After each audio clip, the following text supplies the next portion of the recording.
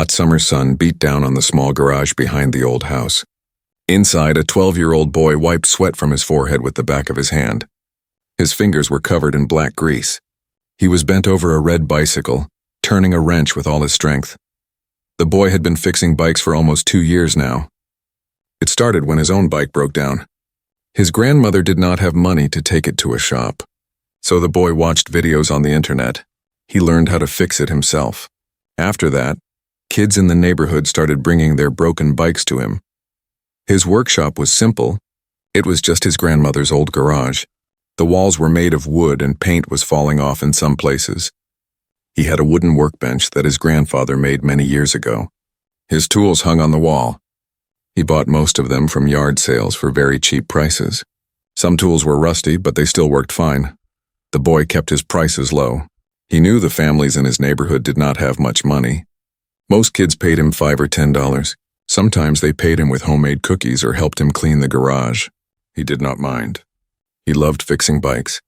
Every time he made a broken bike work again, he felt proud and happy. Word spread quickly in the neighborhood. Soon he was fixing 3 or 4 bikes every week. Kids would knock on the garage door with their broken bikes. Some had flat tires. Some had broken chains. Some made strange noises when the wheels turned. The boy could fix them all. His grandmother was proud of him. She would bring him cold water or lemonade while he worked. She told her friends at church about her grandson who ran his own business. She told them he was learning to be responsible. He saved most of the money he made in an old coffee can hidden under his bed. The boy had big dreams. Late at night, he would lie in bed and think about the future. He wanted to own a real bike shop one day, maybe even a motorcycle shop. He imagined a big building with shiny new tools and many customers. But he knew that was far away. For now, the small garage was enough. On this particular afternoon, the heat was terrible. It was the kind of day when the air felt thick and heavy. Even the birds seemed too tired to sing. The boy was working on a bike that belonged to a kid from school. The chain kept falling off. He was trying to adjust the gears when he heard a sound. It was the sound of a car engine, but it was not like the old cars that usually drove down his street. This engine sounded powerful and smooth. The boy looked up from his work. Through the open garage door, he saw something that made him stop breathing for a moment. A big black SUV was pulling into his grandmother's driveway. The vehicle was shiny and new. The windows were tinted so dark he could not see inside. It looked like the kind of car he only saw in movies or on television. The boy put down his wrench and stood up. His heart started beating faster. What was a car like that doing in his neighborhood? These streets were filled with old houses and older cars. People here drove vehicles that were 10 or 15 years old.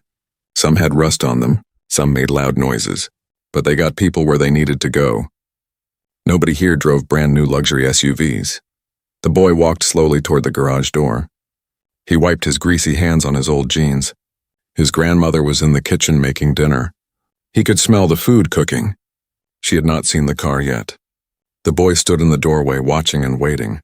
The SUV's engine turned off. For a moment, nothing happened. The boy wondered if maybe the driver had the wrong address.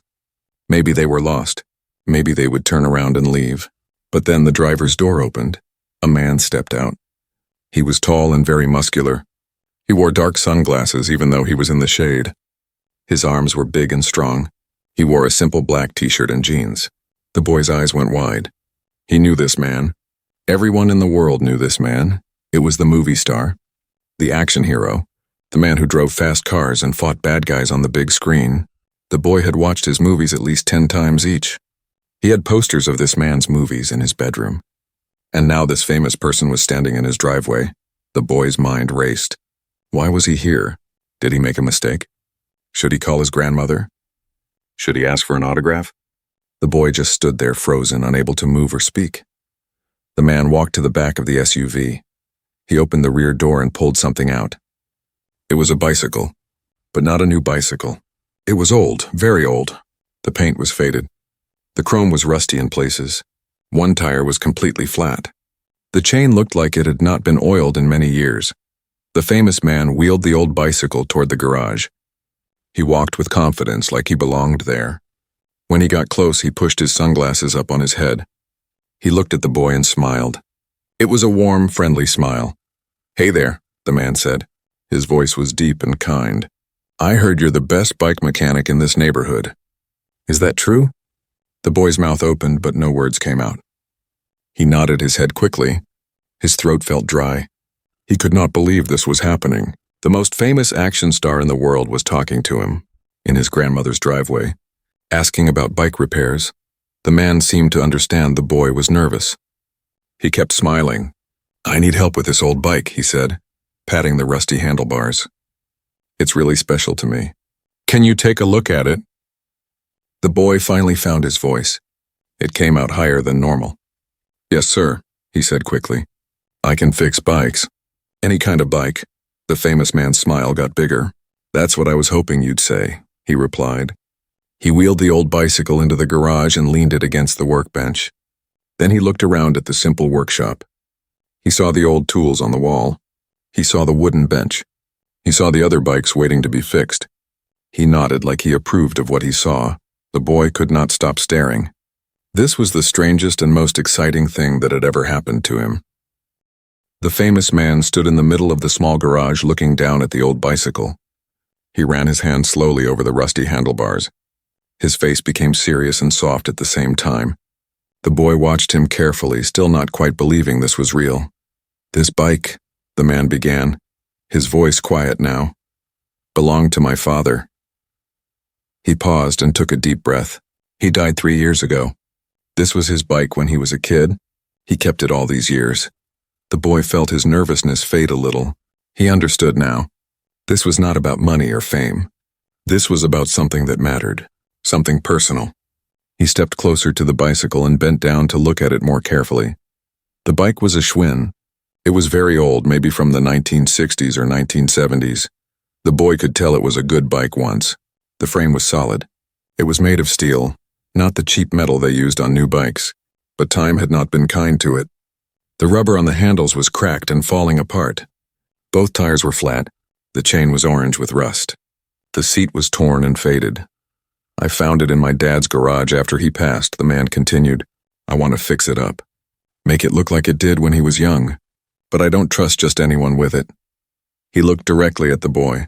I heard about you from Mrs. Chen down the street. She said her grandson's bike was completely broken and you made it work like new. She said you care about the bikes you fix. The boy felt his chest swell with pride. Mrs. Chen's grandson had a bike with a bent wheel. It took him 3 days to straighten it perfectly. He did not give up even when it seemed impossible. I'll take good care of it, the boy said. He meant every word. I promise. The famous man smiled again. I believe you, he said. How much will it cost? The boy walked around the bicycle slowly. He touched the frame, checked the wheels, looked at every part. He was thinking hard. This was not a normal repair job. This bike needed a lot of work. He would need to replace both tires. The chain would need to be replaced too. The old one was too rusty. The brake cables were probably bad inside. The gears would need cleaning and adjusting. The parts will cost about $40, the boy said carefully. Maybe $50 if I need special things. And the work. I usually charge $20 for a complete fix. So maybe $70 total? The man laughed. Not a mean laugh, but a surprised and happy laugh. $70? Kid, people charge me $300 to wash my car. You're fixing something priceless to me and you want $70? The boy felt his face get hot. I don't charge a lot, he said quietly. People here don't have much money. The famous man stopped laughing. He looked at the boy for a long moment. You're a good kid, he said finally. Okay, $70, but you have to promise me something. What? The boy asked. Do the best work you've ever done. Don't rush it. Take your time. Make it perfect. The man's voice was serious. This bike is the last thing I have that my dad touched regularly. It matters to me more than any car I own. More than anything, the boy understood. He nodded his head firmly. I'll make it perfect, he said. I promise. They shook hands. The famous man's hand was much bigger than the boy's. His grip was strong but gentle. Then he reached into his pocket and pulled out some money. He handed the boy $100. That's for the parts and a deposit, he said. Keep the change for now. We'll settle up when you're done. The boy took the money carefully. It was more cash than he usually had at one time. When do you need it finished? He asked. No rush, the man replied. 2 weeks? 3 weeks? However long it takes to do it right. I'll check in on the progress if that's okay. That's okay, the boy said.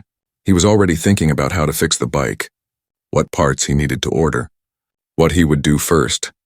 Just then, the boy's grandmother came to the door. She was wiping her hands on her apron. She froze when she saw who was in her garage. Her eyes went wide. Her mouth opened, but no sound came out, just like the boy earlier. The famous man turned and smiled at her. "You must be his grandmother," he said warmly. "You're raising a fine young man here, a real businessman." The grandmother finally found her voice. "Oh my goodness," she said. You're him, the movie star. In my garage." "Yes, ma'am," he said with a small laugh. "I hope it's okay that I'm here. Your grandson is going to fix something very important for me." The grandmother looked at the boy, then at the famous man, then at the old bicycle. "Of course," she said. "Of course it's okay. Would you like some lemonade or water? I have dinner cooking, but you're welcome to stay." The man shook his head kindly. "That's very kind of you, but I have to get going. I just wanted to drop off the bike." He turned back to the boy. "I'll come back in a few days to see how it's going. Is that all right?" "Yes, sir," the boy said. The famous man started walking toward his SUV. Then he stopped and turned around. "What's your name, kid?" The boy told him his name. "Nice to meet you," the man said. I know who you are," the boy interrupted, then felt embarrassed. "I mean, yes, sir, everyone knows who you are." The man laughed again. "Well, that's true. But here, I'm just a customer. Just a guy who needs his dad's bike fixed, okay?" "Okay," the boy agreed. They watched as the famous man got into his SUV and drove away. The big vehicle moved slowly down the street, past the old houses and rusty cars until it turned a corner and disappeared. The grandmother put her hand on the boy's shoulder. "Did that really just happen?" she asked. The boy looked at the old bicycle leaning against his workbench. He looked at the $100 bill in his hand. "Yes," he said, his voice full of wonder. "It really happened." "You better do good work on that bike," his grandmother said seriously. "I will," the boy promised. "The best work I've ever done." That night the boy could not sleep. He lay in bed thinking about the bicycle. He thought about the famous man's father riding it as a young boy. He thought about how much it meant to his customer. He felt the weight of responsibility on his shoulders. This was not just another broken bike. This was someone's precious memory. He got up and went to his grandmother's old computer. He searched for information about vintage Schwinn bicycles. He learned about the different models and years. He found websites where people restored old bikes. He read about special techniques for removing rust without damaging the original parts. He watched videos about rebuilding old bikes correctly. The clock showed 2 in the morning when his grandmother found him still at the computer. "You need sleep," she said gently. "I know," the boy said. "I just want to learn everything I can. I want to make this bike perfect." His grandmother smiled and kissed the top of his head. "You will," she said. "I believe in you." The boy finally went to bed. But his mind was still racing with ideas and plans for the old bicycle. The next morning the boy woke up early. The sun was just starting to come up. He ate breakfast quickly and rushed out to the garage. The old bicycle was waiting for him, looking sad and tired in the morning light. He decided to take the bike completely apart. This was the only way to really fix it right. He needed to see every piece, clean everything, and check what could be saved and what needed to be replaced. He started with the wheels. He removed them carefully and laid them on the workbench. Then he took off the pedals. They were stuck with old grease and rust, but he worked slowly and patiently. He removed the chain, the seat, the handlebars. Piece by piece, the bicycle came apart. By lunchtime, the bike was in many pieces spread across the garage. His grandmother brought him a sandwich. She looked at all the parts and shook her head. "Can you really put all that back together?" she asked. "Yes," the boy said confidently. "It's like a puzzle. Every piece has its place." After lunch, he cleaned each piece. He used old toothbrushes and rags. He used special oil for metal. For the really rusty parts, he used vinegar and baking soda like he learned on the internet. His hands got dirty and his arms got tired, but he kept working. The more he worked, the more problems he found. The bearings in the wheels were worn out. The brake cables were broken inside their housing. The gear shifter was cracked. The boy realized he needed more parts than he first thought. Good parts. the right parts for this old bike. That night, he went online and searched for vintage bicycle parts. He found a website that sold parts for old Schwinn bikes. They had the right size bearings. They had brake cables that would fit. They even had reproduction handle grips that looked like the originals. The boy added up the cost. It was more than he thought. Much more. The parts would cost almost $80, not counting shipping. That was more than the customer was paying him for the whole job. But the boy did not hesitate. He took money from his coffee can savings and ordered the parts.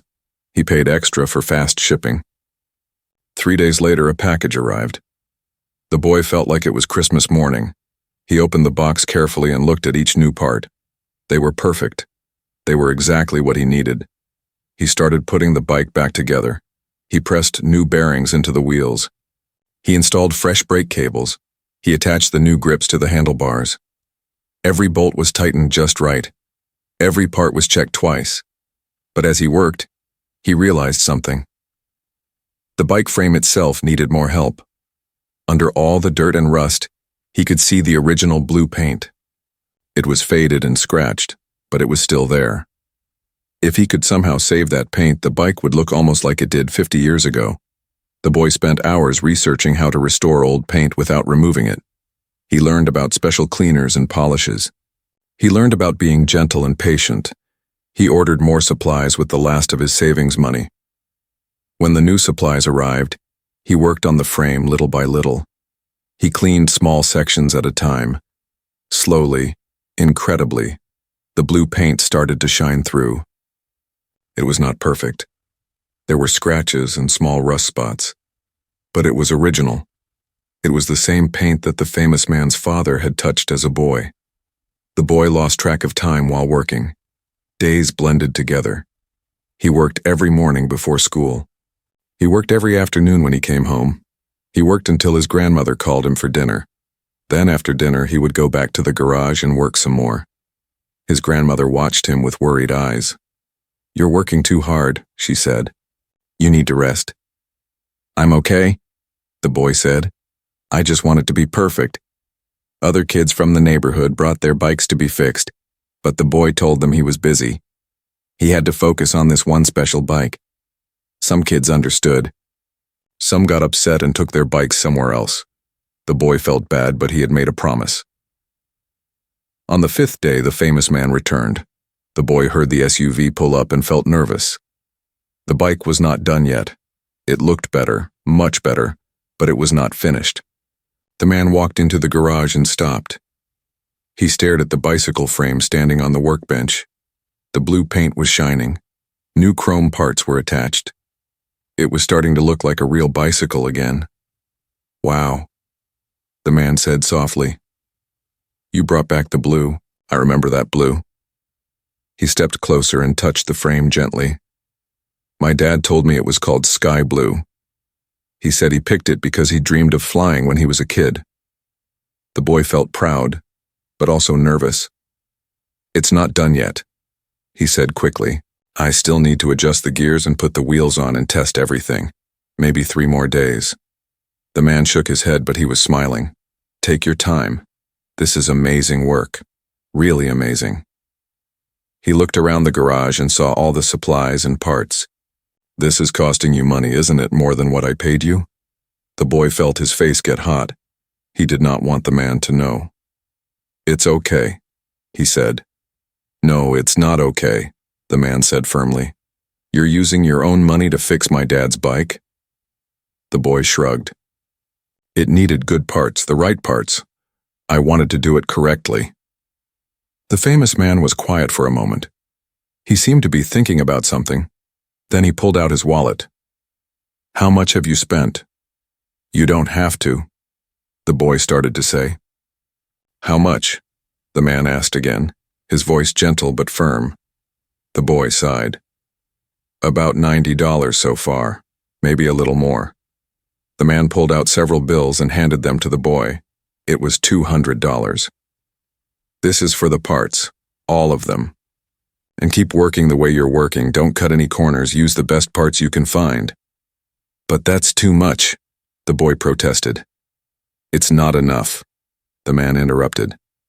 Not for what you're doing. Not for the care you're showing. He looked at the bicycle frame again. You know what? I'm going to come by every few days, check on the progress. Is that okay? I promise I won't bother you while you work. The boy nodded. That's okay. The man smiled and started to leave. Then he turned back. Can I ask you something? Why are you working so hard on this?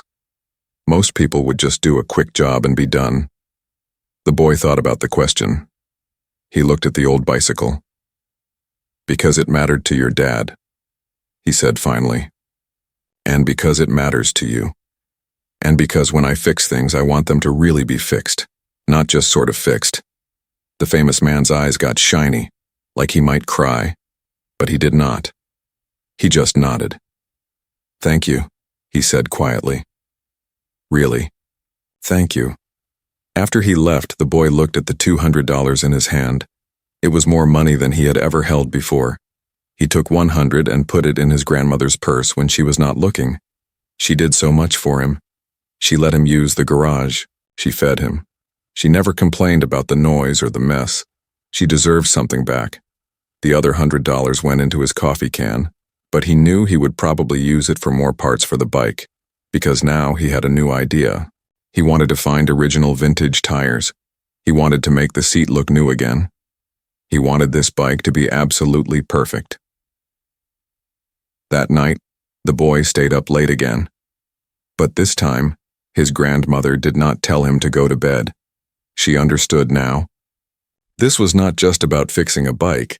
This was about doing something that mattered. Something important. Something that would make someone happy when they remembered their father. The boy worked under the garage light, his hands moving carefully over each part. He was tired but happy. He had never felt more sure about anything in his life. This bike would be perfect. He would make certain of that. 3 days later, the famous man came back again.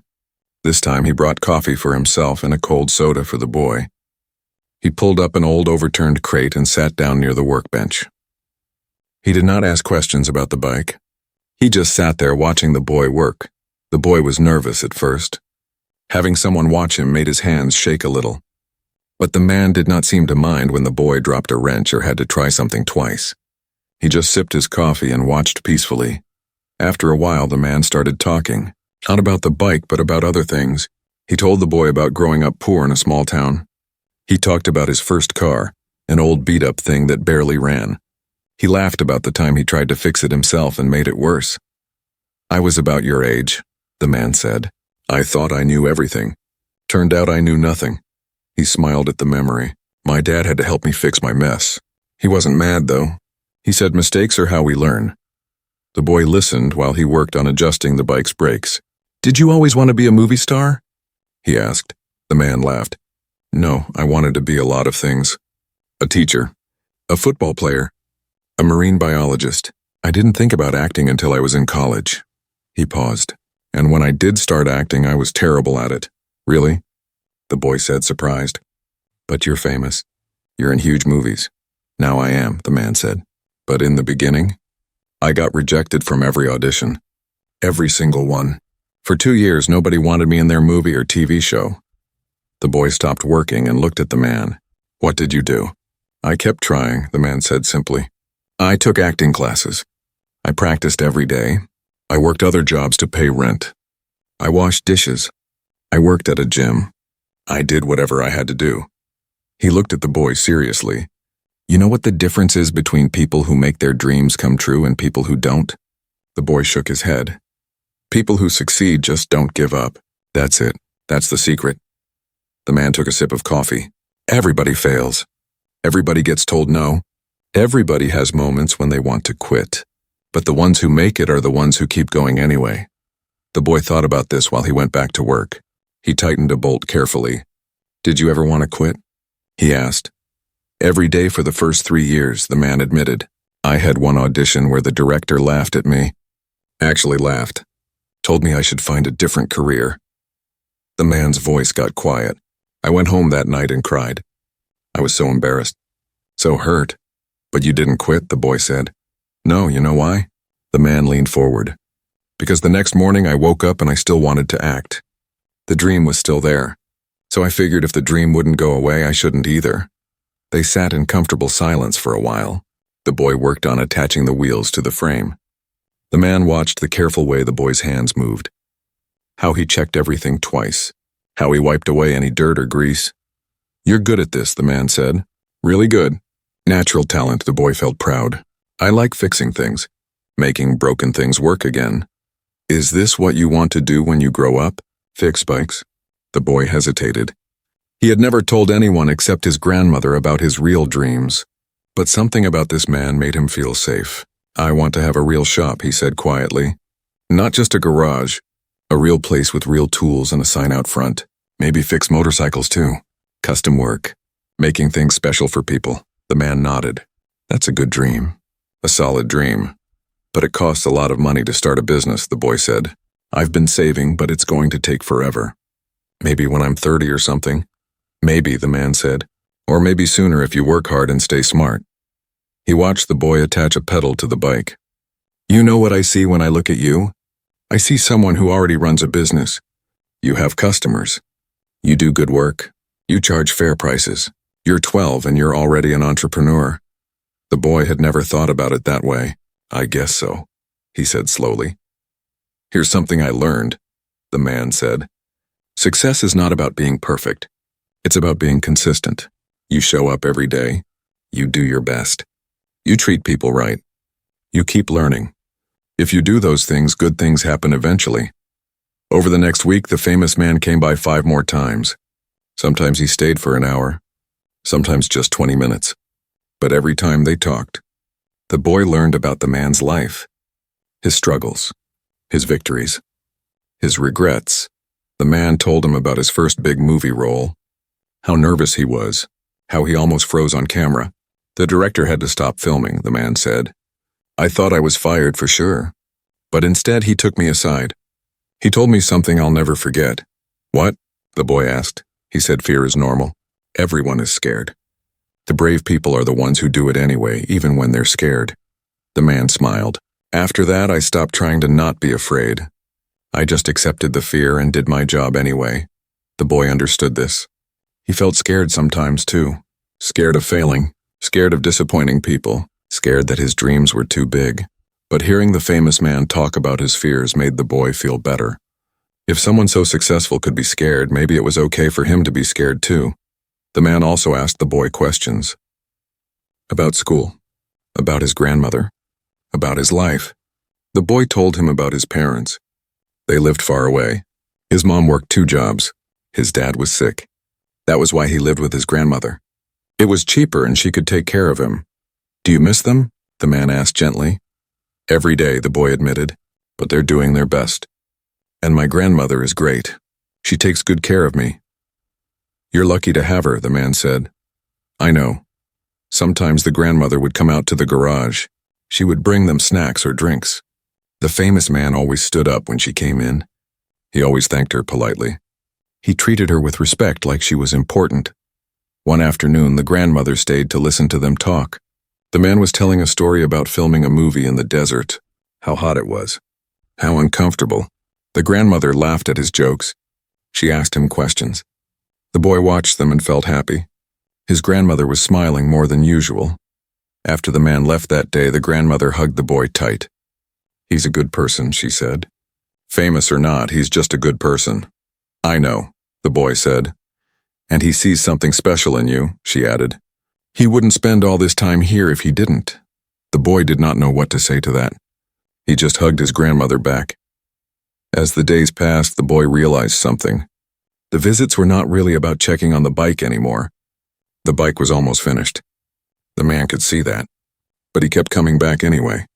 And the boy started to understand why the man was lonely. For all his fame and money and success, he missed his father.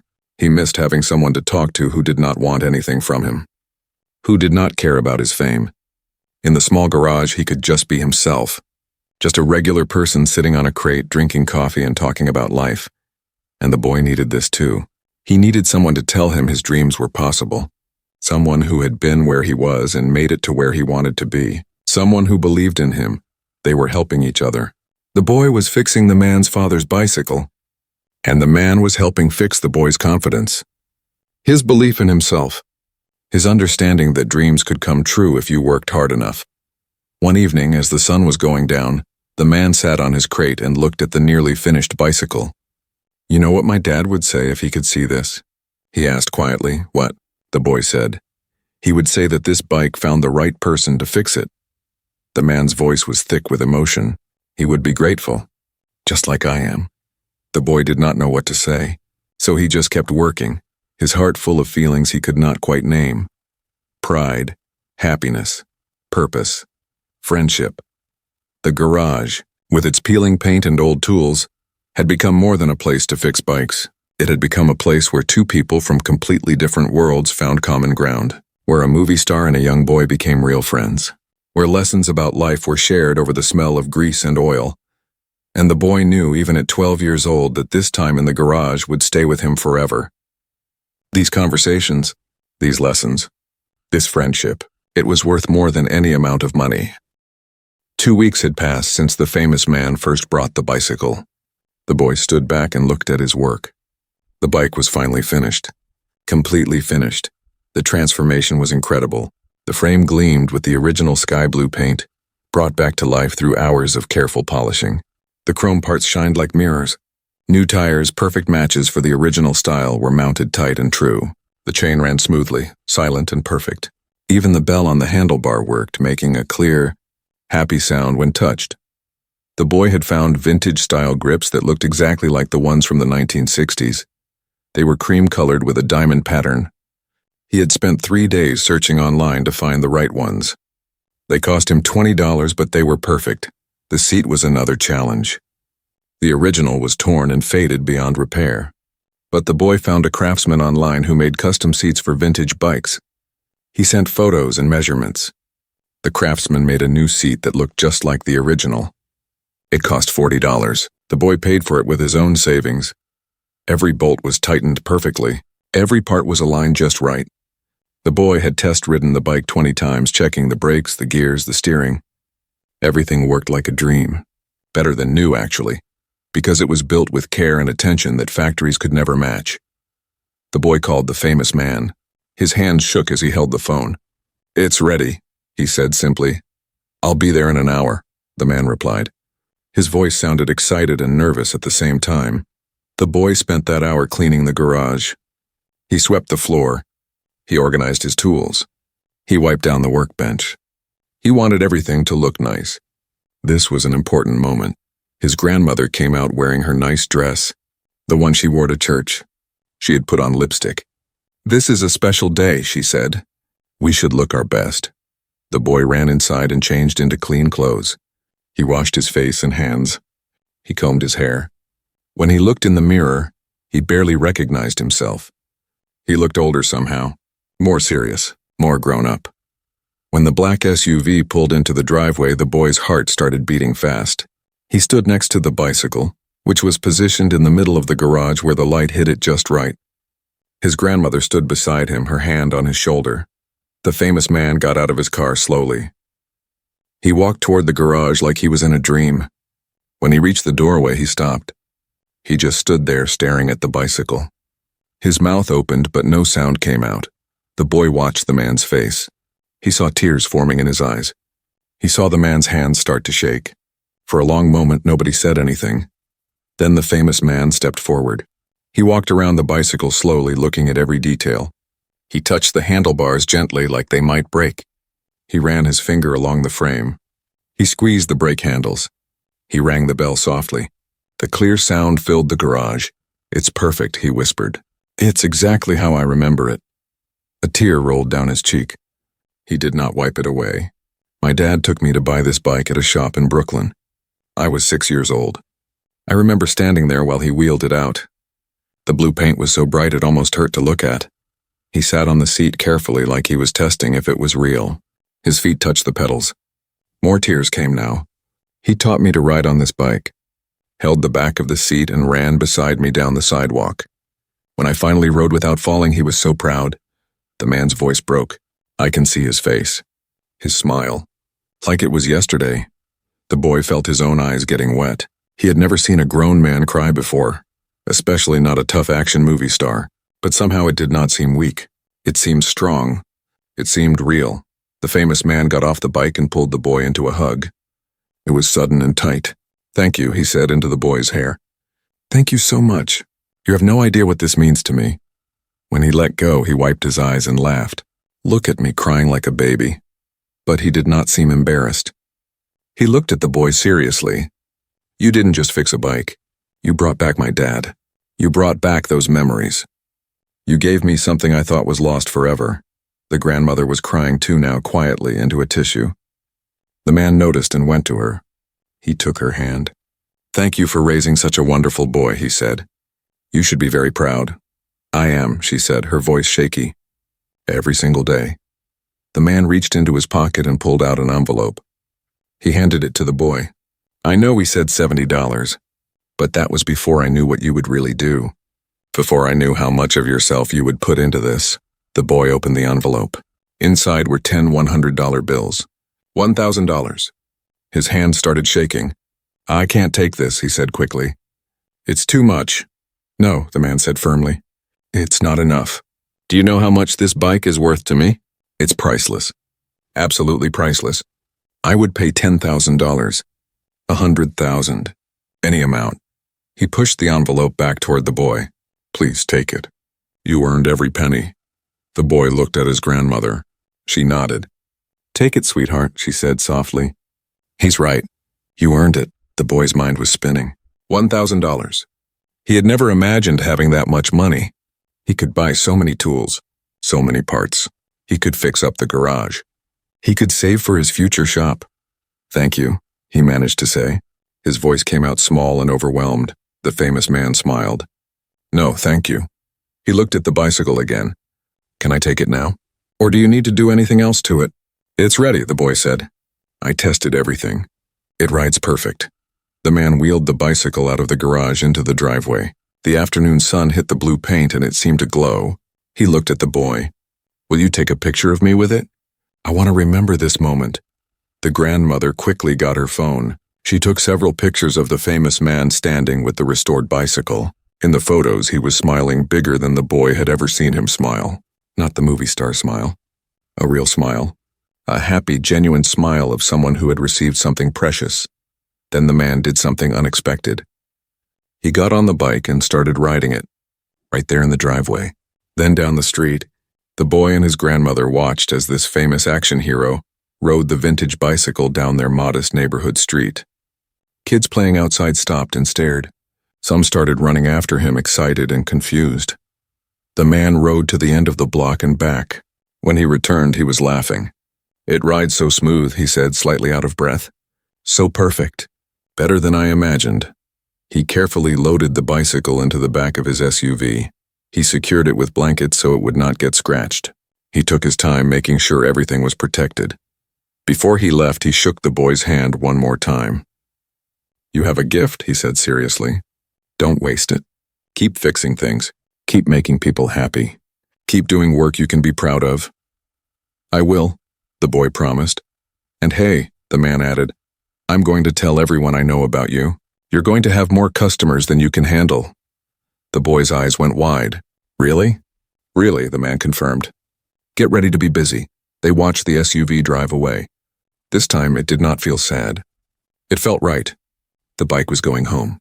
Going to someone who would treasure it, who would remember every time he looked at it or rode it. The boy and his grandmother went inside. They sat at the kitchen table. The envelope with $1,000 sat between them.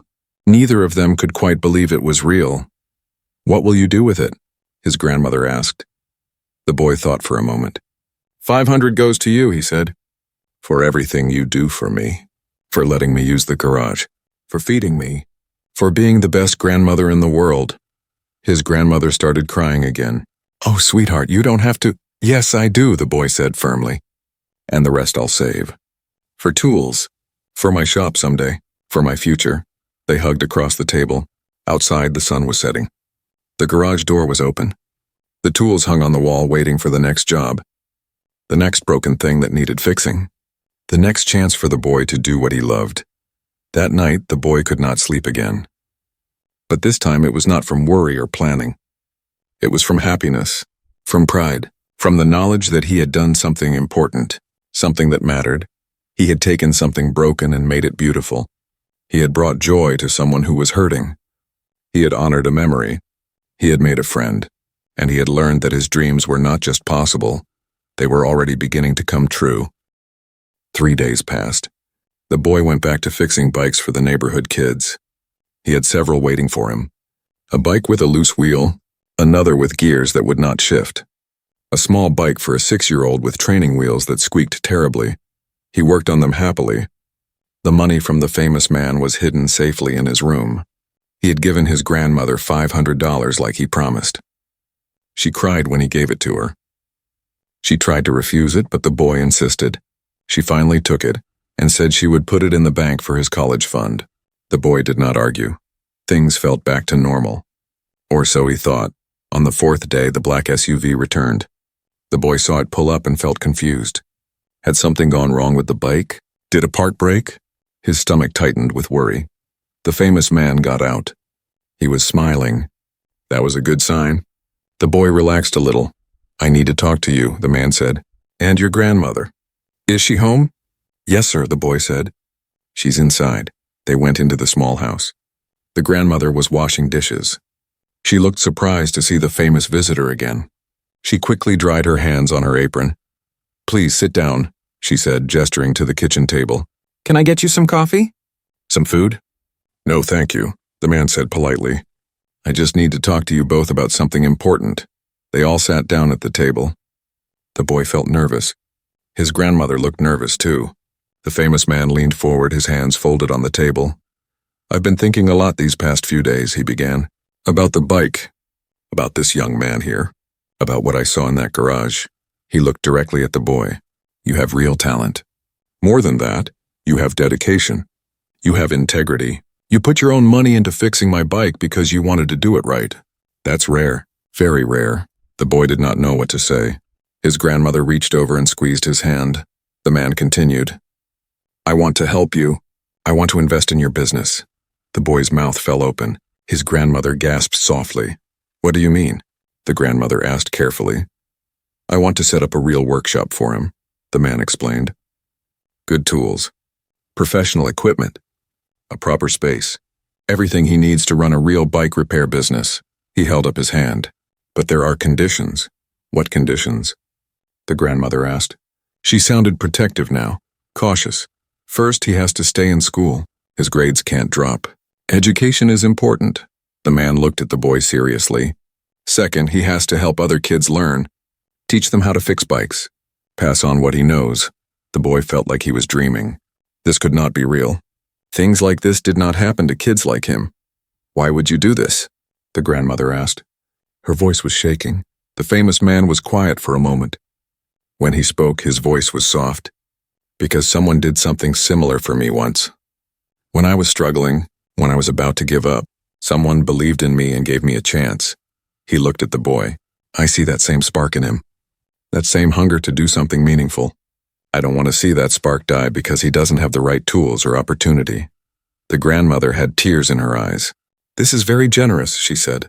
But we can't ask you to. You're not asking. I'm offering, the man interrupted gently.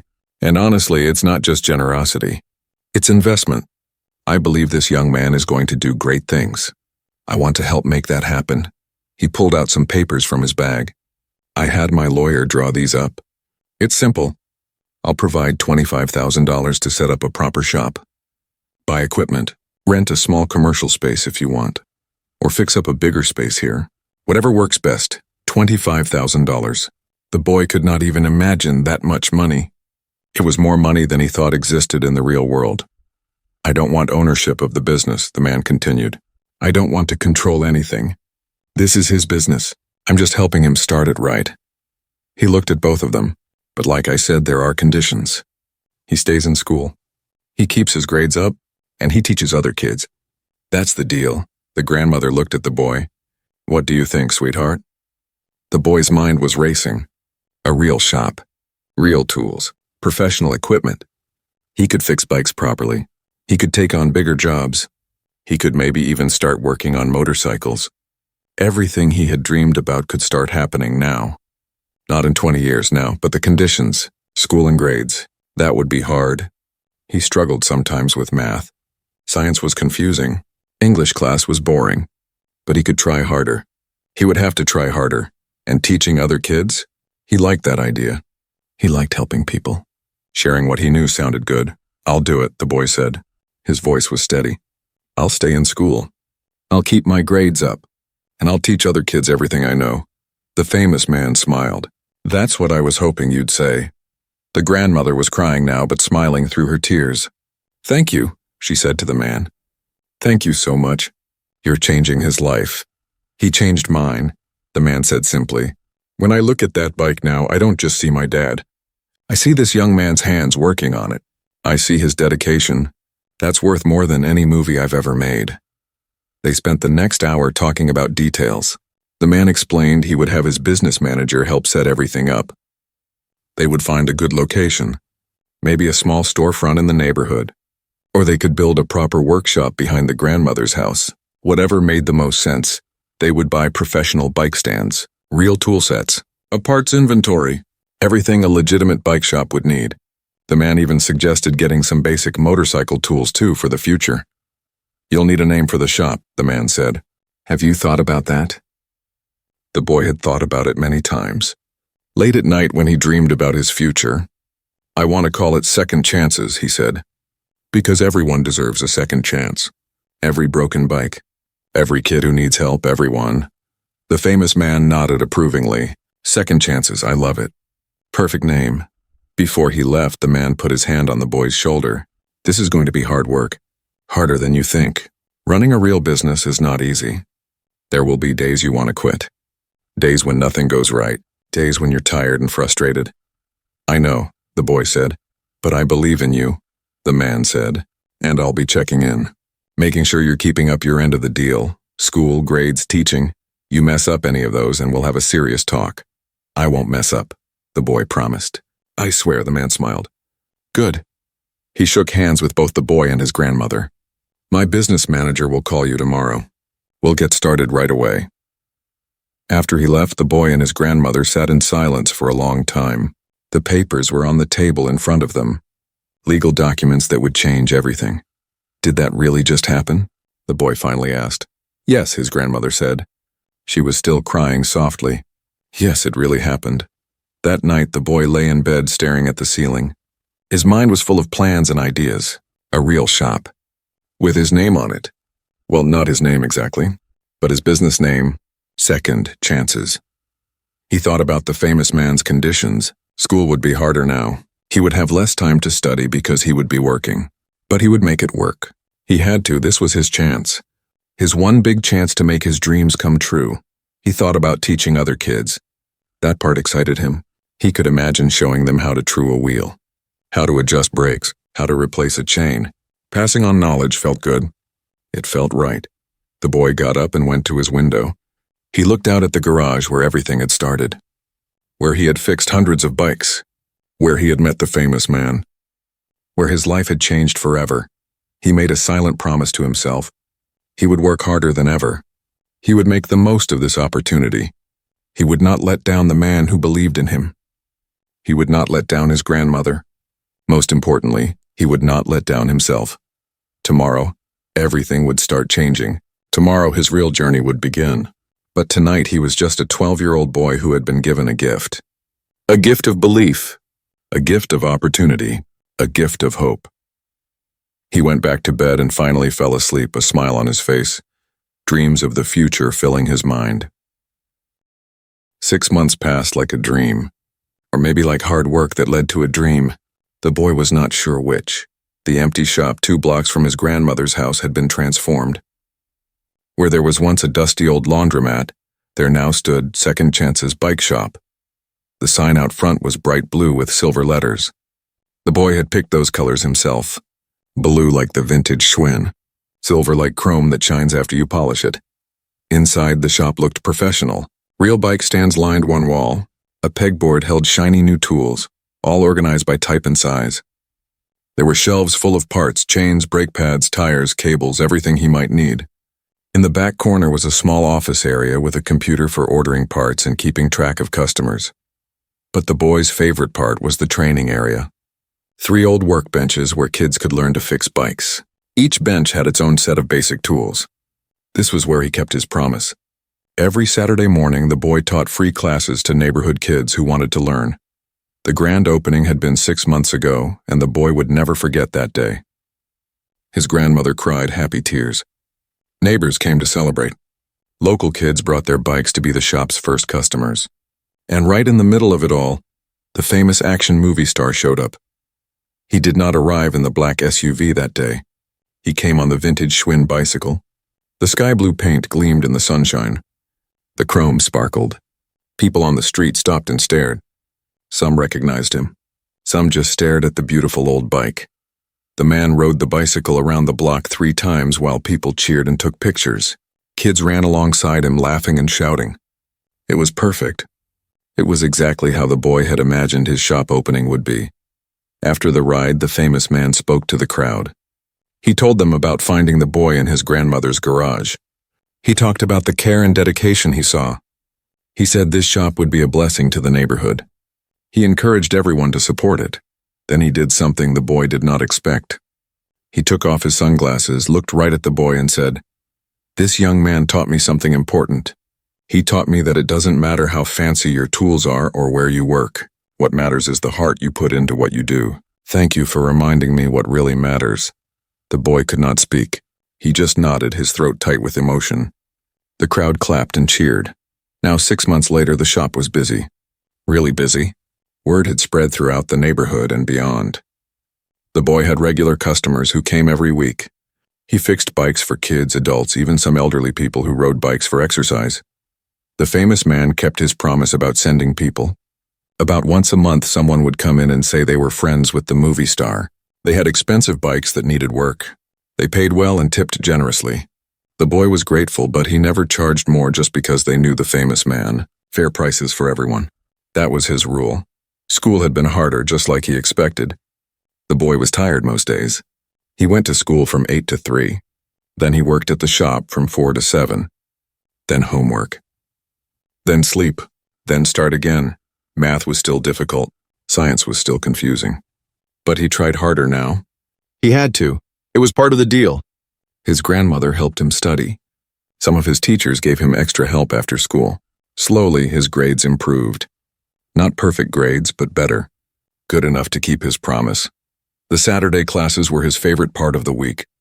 Between 5 and 15 kids came every Saturday morning. The boy taught them everything he knew. How to fix a flat tire, how to adjust brakes, how to clean and oil a chain, how to true a wheel. Some kids came just once or twice, but others came every week. They got really good. A few of them started fixing bikes for their own families and friends. One 13-year-old girl showed special talent. She had quick hands and seemed to understand bikes naturally. The boy thought maybe someday she would want to work at the shop. The famous man visited every few weeks. He never announced when he was coming. He would just show up, sometimes in the SUV, sometimes on the vintage Schwinn. He would sit on a stool in the corner and watch the boy work. They would talk about life, about business, about dreams. "How are the grades?" The man always asked first. "Good," the boy would report. "I got a B on my math test, and an A on my English essay." "Proud of you," the man would say, and the boy could tell he meant it. One day, about 5 months after opening, something special happened. A mother brought in her son's bike. The boy recognized her. She cleaned houses in the neighborhood. She worked very hard but did not have much money. Her son's bike was in bad shape. It needed new tires, a new chain, new brake cables, maybe $70 in work. The boy did all the work. When he was done, he only charged her $20. The mother looked confused. "The tires alone cost more than $20, she said. "Special discount," the boy said, smiling. "Your son is one of my Saturday students. He's learning fast. This is my thank you for him coming to class." The mother started crying. She hugged the boy tight. "You're a good person," she whispered. "A very good person." After she left, the boy felt something warm inside. This was why he loved what he did. Not for the money. For the feeling of helping people. Of making someone's day better. Of keeping kids on bikes so they could play and be free. The famous man happened to visit that same day. He saw what happened with the mother. After she left, he looked at the boy for a long moment. "You charged her $20 for $70 of work," the man said. It was not a question. The boy felt nervous. "She doesn't have much money, and her son is trying hard in the classes." "I wanted to help," the famous man smiled, the biggest smile the boy had ever seen on him. "You remember when I told you that you had a gift?" "I was wrong." The boy's face fell. "What do you mean?" "You don't have a gift.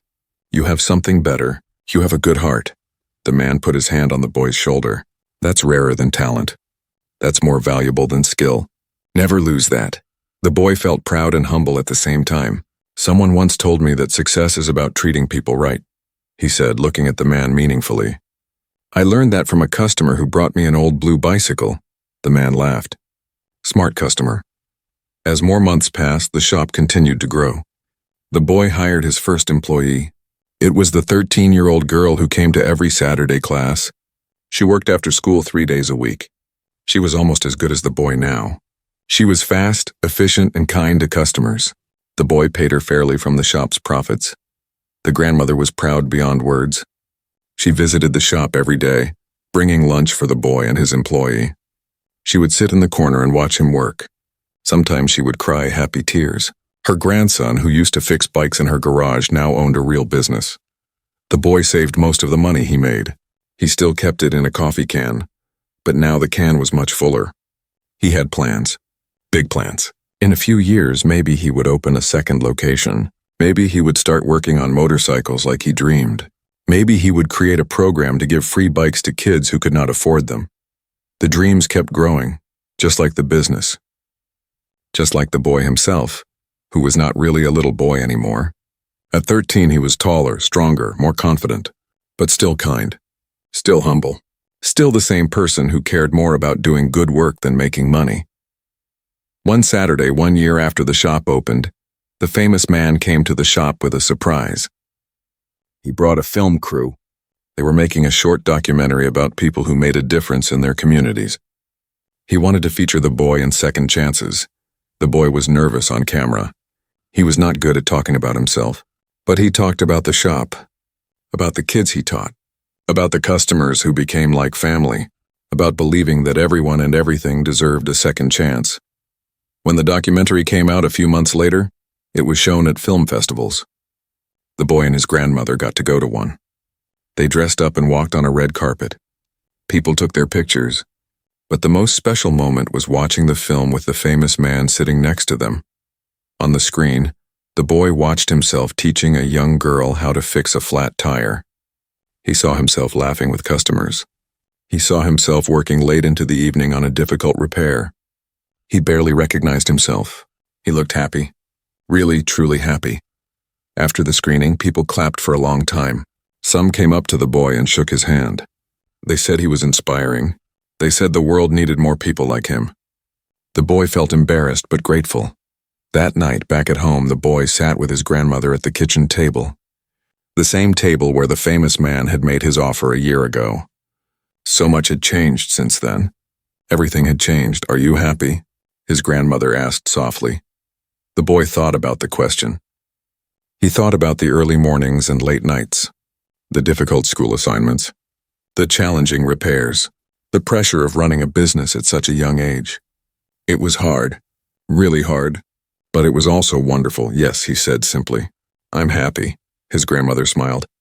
"Good, that's all that matters." The boy looked out the window toward the shop. The blue sign was lit up in the darkness. Second chances. His dream, his reality,